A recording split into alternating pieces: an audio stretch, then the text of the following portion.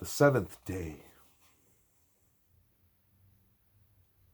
Today a cratered rainbow ascends with ragged beam from a cup of morning coffee into latter afternoon. The day is spent preparing for a secular advent which may well fall shy of advertised proportions. 7 days, a sail or a spin, however traveled, not at last the world lies uncreate, transparent to the core. The vacation, hardly begun, is over now. As the axis of our fantasy dissolves, we slowly wave in rhythm. Waving at a passing raft where reflections of ourselves wave back a tear-stained flag hung from a rope of onions. Waving to the flippers of 7 silver silkies who have tracked our wake all day, now going separate ways. Waving to children with gold eyes upon a seaside carousel who pursue one another in stationary joy with screams of laughter.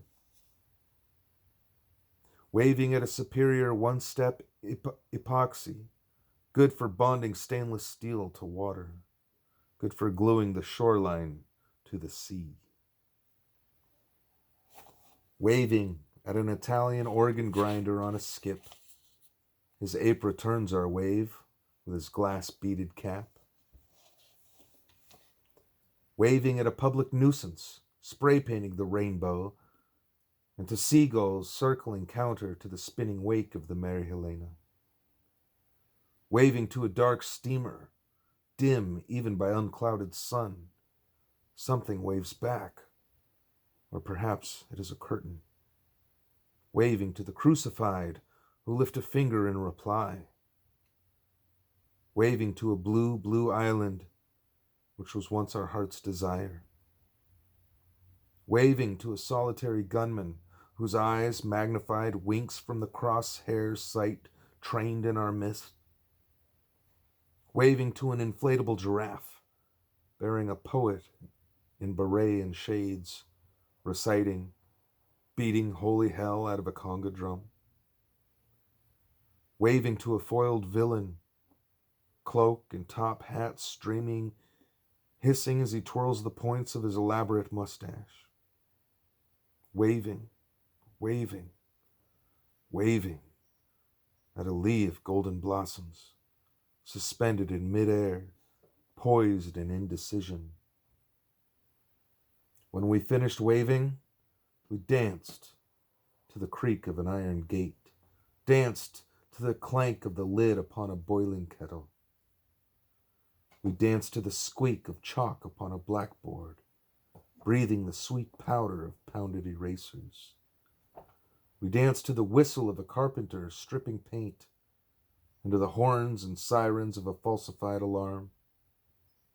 We danced to the deep groan of shifting continental plates, and to the muffled notes of a jukebox in a hurricane. We danced to the whine of a dentist drill, and the crunch of steps in fresh powdery snow. We danced to the howl of a spook from out of a watery grave and to the slither of its slimy seaweed chains. We danced in white and scarlet ephods on the ashes of our teraphim. We danced to the rippling cadence of a 1,000-string guitar, the deck awash in music with treble clefs of foam conducting.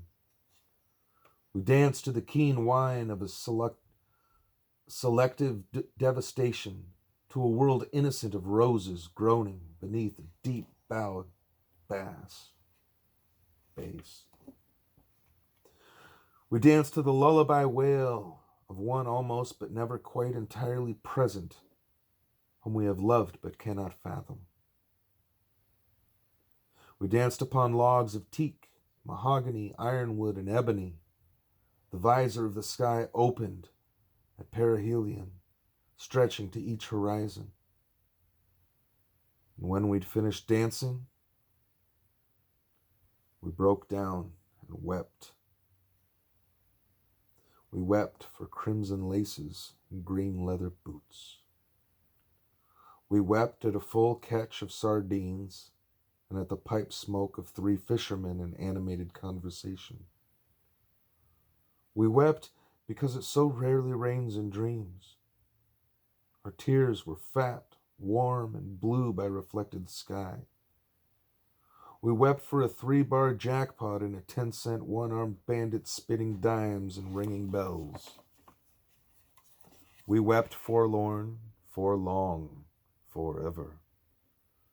Caught our tears in tiny crystal bottles with blue glass stopples. As we continued weeping, our raft began to spin. Faster, faster, blurring like a pinwheel in a hurricane. We hold, we slip, we slide as the Mary Helena discharges passengers by centripetal force. Goodbye, we cried to one another. Forgive these imperfections, these tears of self-pity, these infinite regressions. Some hold hands, some fly off separately, some by 4s and 3s to the place in which they land. Some land in a haystack in midsummer Somerset. Some land in boxcars rattling through the Klondike. Some land in covered wagons moving west.